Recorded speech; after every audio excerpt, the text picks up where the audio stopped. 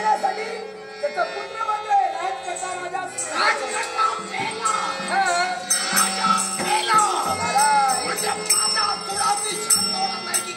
अरे पण पुत्र इथं जाऊन तू बदला घेऊ शकतोस पण जसा अरुण ध्वजानं तुझ्या पूर्वजांना सेवन केला त्यानंतर तो काही कालावधीनंतर मेला तसं तू सुद्धा कधी ना कधी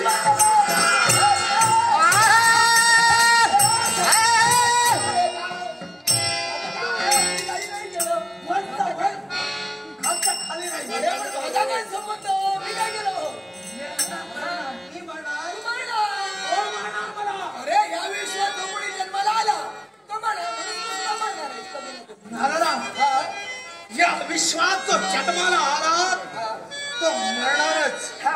मग माझं मरण कसं आहे? मरण ऐकायचं आहे तुला.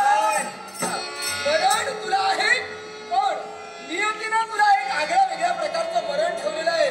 पूर्वजांच्या वधाचा बदला घेण्यासाठी मरण कसं आहे? ज्यावेळी त्रिभुवनाचा भार घेणारा पशु निर्माण होईल आणि त्या पशुमध्ये पंचतत्व समाविष्ट होऊन पंचतत्वांचा नायक या पशुवर आरूढ झाल्यानंतर आपल्या हाती असणाऱ्या शस्त्राद्वारे ज्यावर ज्यावेळी आघात करेल त्याच वेळी तू मरला.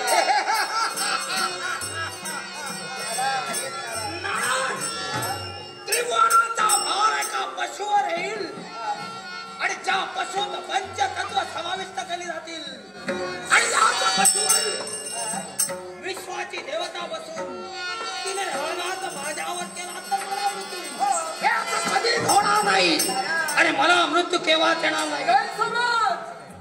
गैरसमज होतोय तो कसा? अरे तुझं जसं मरण ठेवलेलं आहे मध्ये काय देत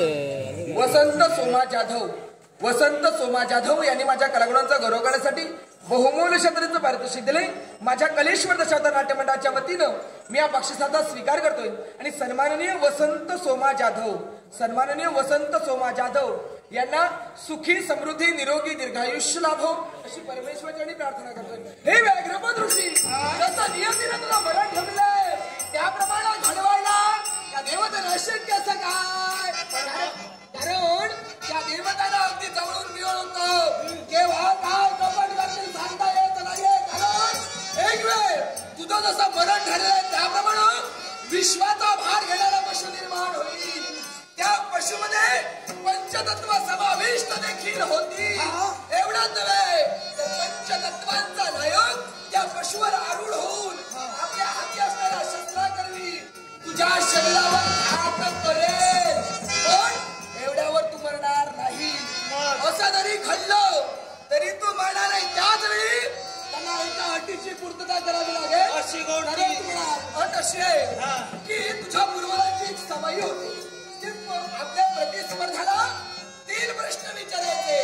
3ही प्रश्नांची उत्तरे दिली तर त्या प्रतिस्पर्ध्याला संधी द्यायची आणि जर का एका जरी प्रश्नाचं उत्तर दिलं नाही तर त्याचा शेवट करायचे. आणि म्हणूनच जर का तू हरिहर भक्ताला 3 प्रश्न विचारण्यापूर्वी मारिलो तरच तुझा शेवट होऊ शकतो. माझ्या शत्रूला 3 प्रश्न विचाराय त्या 3 प्रश्नाची उत्तर